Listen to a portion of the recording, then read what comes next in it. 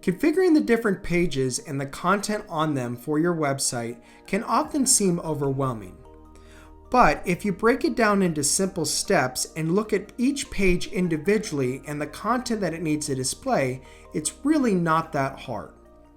So in our video, we're going to skip this home page because the home page is where the bulk of your unique content will come from. Most of the content, again, on your site is going to revolve around promoting either blank products that the customer can then choose to create a custom product, or they're going to select a retail product that we are then selling. So on our About page, for every page, we're always going to come to kind of a widget and probably add a page title, and then choose where we want that page title to be located. In our case, we'll make it centered, and that'll be unique to the page name because at the moment we have automatic title turned on. Now, most About pages are going to display content about your company. So what you might do is you might come into widgets, you add text, and then you actually talk about your company within a paragraph of text. And let's actually come back to widgets, add a second column. And in this case, let's drag we could write a paragraph about us here. And then on the column left of it, we could start actually adding some images of our team or individual team members, depending on what you're really looking for. So again, your About page is going to really convey why the consumer should trust you and make a purchase.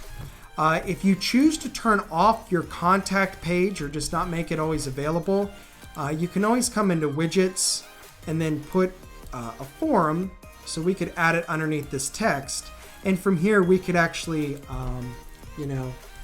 send us a message. And then by filling out our form, which we can customize, we can gather information.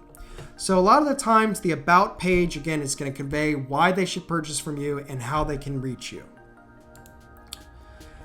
Outside of your About page, we have the Products page. Now, the Products page is where we're going to display our retail products for our consumers to purchase. So we've created some templated products, and then we can override the way that they're displayed as far as the thumbnail size. Where do we show the name? What happens when the customer rolls over?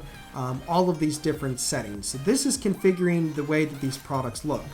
Now, instead of just products, we could rename this, for instance, Shop Products.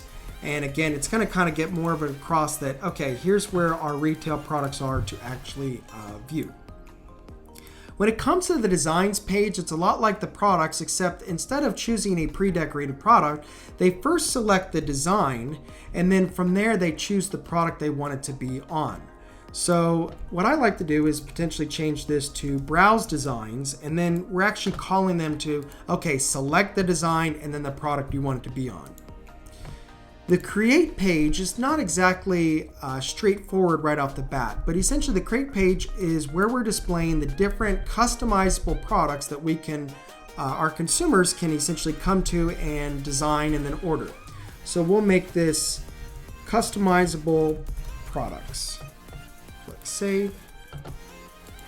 And then we could come to More and to our designer and rename it. Maybe we just call this Start Designing.